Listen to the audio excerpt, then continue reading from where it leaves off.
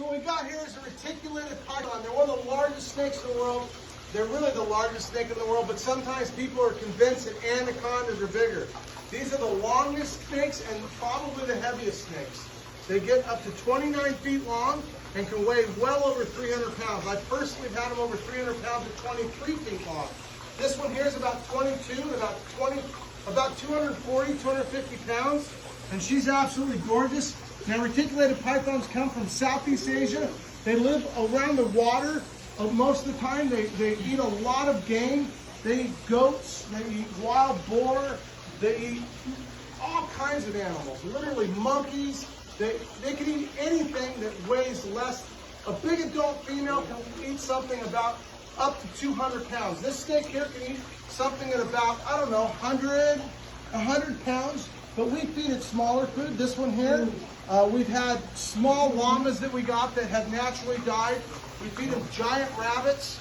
We give him, she's eating small pigs, small goats. So we get animals from all over the place. Some farm animals that actually die from natural causes, we end up feeding them to them. Anyway, she's a big girl.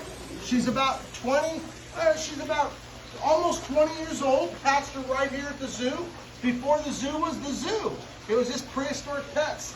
And this is actually the passion that I always liked, was big snakes. And these snakes are literally what ended up creating the zoo indirectly, because what I did is I followed my dreams, and eventually I got to do what I really want to do, and that's educate little kids with cool animals. For me, it took crazy things like this to catch my attention, and it made me so interested that I wanted to learn about them, and that helped a lot in my education. Anyway, I thought I'd take a minute and just share this big, beautiful python. I appreciate you guys. I really enjoy sharing the content. I hope you're having a great time. And you know what? If you dream hard enough, you can do anything and make a living. So keep living your dream, whatever that is. If you got to have a normal job to figure out a way to pay for it, so what? Go work hard, make enough money, keep that dream alive, and go make it happen. Now comes the fun part. How do you lift up a 240-pound snake without hurting your back? It's a very dangerous situation. Oh man. Come on, girl. Let go. Oh.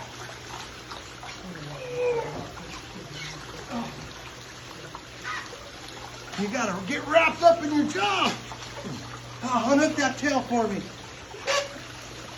Oh, you can't do it? Come on, you can do it. Use the tail. There we go. Take care, guys. Okay, you have the best job ever. I do. Oh, except my back doesn't think so. She knows right where her enclosure is, and this makes her feel safe and at home. So that's funny, but snakes can't stand big, huge enclosures. My big enclosure, only some of my snakes will even eat in there. So I have to actually bring them back, put them in a smaller area so they can feel safe. Because, like I say, snakes, that's why you don't see snakes very often. Because they only come out a little bit here and there to hunt, and they don't even like to hunt. They actually like to lay and wait for their prey. And so for her, this is the perfect place because the food shows up, everything shows up there. So she just wants to hide there, got her heat there, got everything she wants. You know what?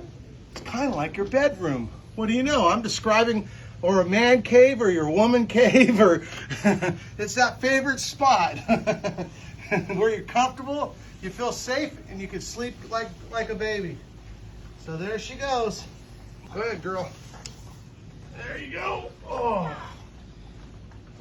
Okay. What a big snake likes.